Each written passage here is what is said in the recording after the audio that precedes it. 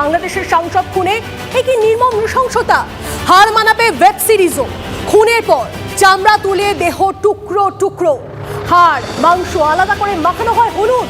ভেবে দেখুন একবার। এবং দুর্গন্ধ এড়াতে ব্লিচিং পাউডার, ফ্রিজে দেহাংশ ঢুকিয়ে ফ্ল্যাটেই জমিয়ে মাংস রান্না করে নাইট পার্টি করে খুনিরা।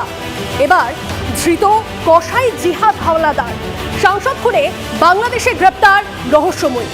মূল চক্রী আখতারুজ্জামানের বান্ধবী শিলাস্তি রহমান।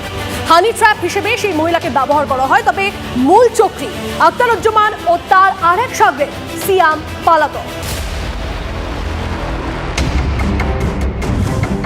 বাংলাদেশের সাংসদ খুনে হাড় হিম করা তথ্য। তদন্ত যতই এগোচ্ছে সামনে আসছে একের পর এক চাঞ্চল্যকর তথ্য। সাংসদ আনোয়ার উল আজিমকে খুনের জন্য মাস্টার মাইন্ড আখতারুজ্জামান মুম্বাই থেকে কসাই জিহাদ হাওলাদার ও সিয়াম নামে এক আততায়ীকে ভাড়া করেছিল। গ্রেফতার হয়েছে কসাই জিহাদ হাওলাদার। পুলিশের দাবি, জেরায় জিহাদ সাংসদকে খুনের কথা কবুল করেছে। জিহাদ ও আরো 4 বাংলাদেশি সাংসদের শ্বাসরোধ করে, এমনটাই দাবি পুলিশের। হাড় হিম হত্যার পরতে পরতে নির্মম নৃশংসতা। সাংসদকে খুনের পর চামড়া তুলে ফেলে দেহ কুচি কুচি করে কাটা হয়। দেহাংশ ফ্ল্যাটের ফ্রিজেই রাখা হয়েছিল। দেহাংশের হাড় মাংস আলাদা করে মেশানো হয় হলুদ।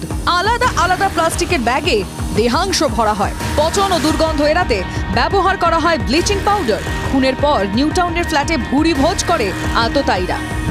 সামনে এসেছে সিসিটিভির ফুটেজ, যেখানে দেখা যাচ্ছে নিহত সাংসদ সৈয়দ আমানুল্লাহ ও ফয়সাল আলীকে। আমানুল্লাহ ও ফয়সাল ইতিমধ্যেই গ্রেফতার হয়েছে বাংলাদেশ পুলিশের হাতে। তার হাতে ট্রলি রয়েছে, জিন্স এবং গোলাপি জামা পরা।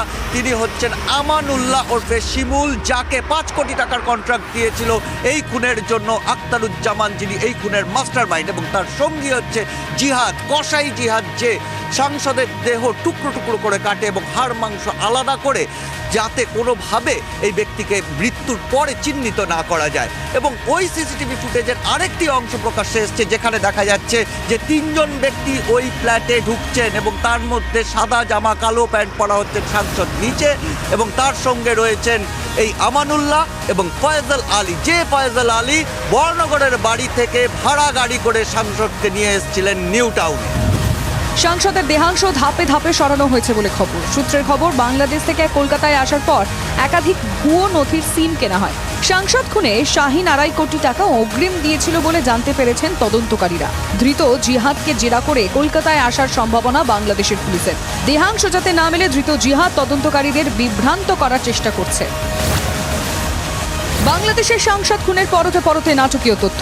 খুনের রহস্যময় যোগ, গুরুত্বপূর্ণ ভূমিকা শিলাস্তি রহমানের।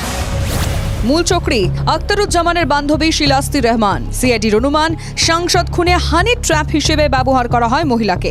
খুনের পরের দিন অ্যাপ ক্যাবে চেপে ফ্ল্যাট ছাড়েন ওই মহিলা। সিআইডির অনুমান, দেহাংশ কোথায় কোথায় ফেলা হয়েছে জানেন ওই মহিলা। বৃহস্পতিবার মহিলাকে গ্রেফতার করে বাংলাদেশ পুলিশ। ঢাকায় বসে প্রায় 1 মাস আগে থেকে ঠান্ডা মাথায় খুনের পরিকল্পনা হয়। এখনো পর্যন্ত জানা গেছে আমানুল্লাহর সঙ্গে সাংসদের আগে থেকে পরিচয় ছিল। চাঞ্চল্যকর তথ্য, আমানুল্লাহ ওরফে শিমুল বাংলাদেশের সন্ত্রাসবাদী সংগঠনের নেতা। তাহলে কি এর সঙ্গে কোনো জিহাদি যোগ রয়েছে? সাংসদকে খুন করতে কেন কোটি কোটি টাকার সুপারি দেওয়া হয়েছে? জানা গেছে, গোটা অপারেশন শেষ করে বাকিরা বাংলাদেশে ফিরে গেলেও মাস্টার মাইন্ড আখতারুজ্জামান মার্কিন যুক্তরাষ্ট্রে পালিয়ে যায়।